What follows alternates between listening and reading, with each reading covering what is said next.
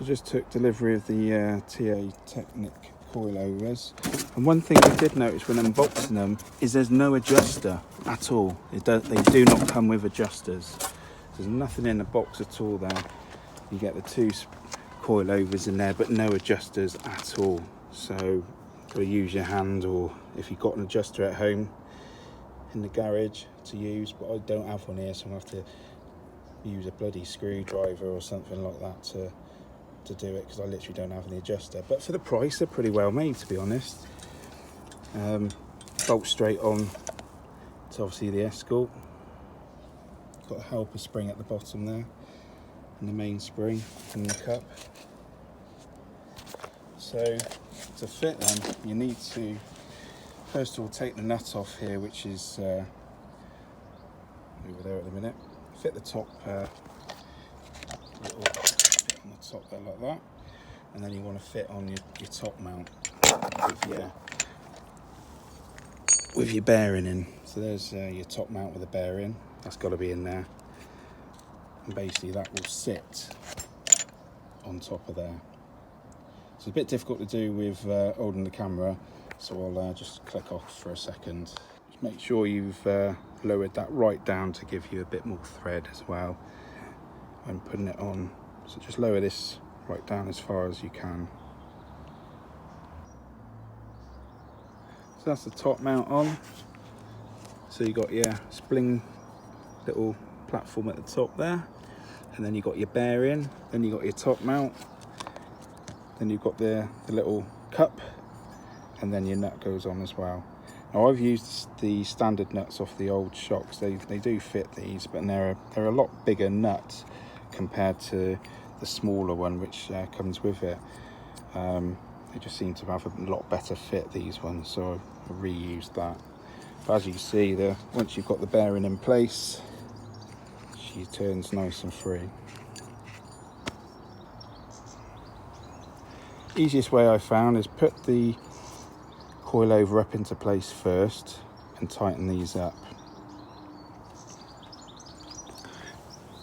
And once the coilover's in place, I've got a small little jack here,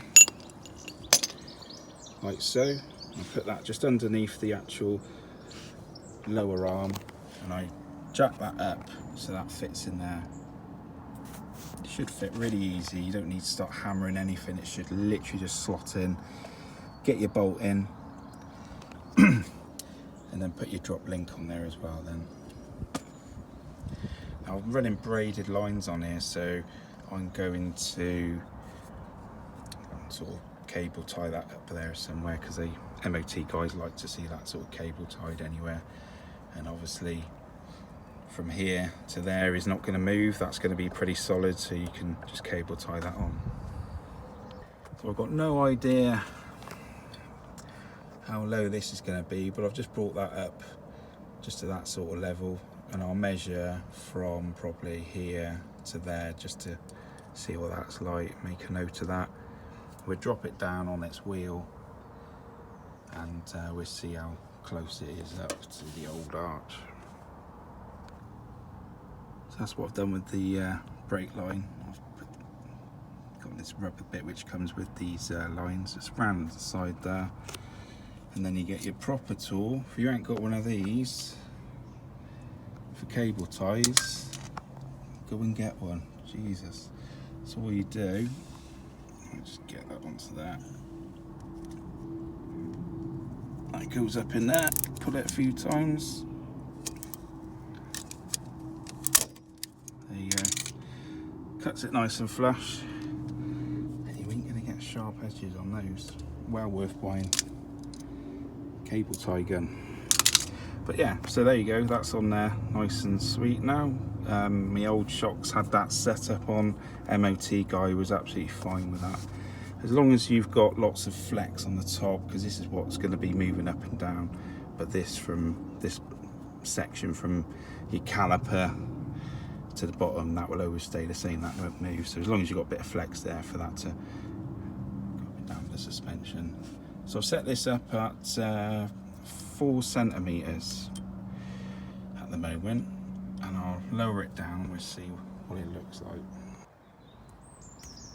We dropped him down a bit, but I don't think that's going to be any good driving around. It's literally sat on the arch liner there. Looks cool, but let's higher it up a little bit more. So I've just raised that 1 centimetre now. Still looks all right. There's a bit of a gap between here. It's mainly this little lip just in the top here which holds the arch liner in. That is what we'd probably scrub, if anything. So I've used a breaker bar just to roll that in there and push that in. See how that goes, but I'm happy with that. It looks all right actually. I don't know if you see that, but that's the bit which is going to rub if you have it too low. So I've just got a little persuader bar and whacked that in a bit and made it a bit more flush with the actual outside. So hopefully that'll stop any rubbing. So that'll do for about now. Obviously the springs and shocks on the front are brand new. Give them a week or two and they'll settle in, and it'll probably go a little bit lower, which means I might need to just raise it again slightly. But once you've done that and you're kind of happy how it sits, make sure you come up the top and you tighten all these back up, just because the weight's on them now, so you just need to just give them a quick tweak. But other than that,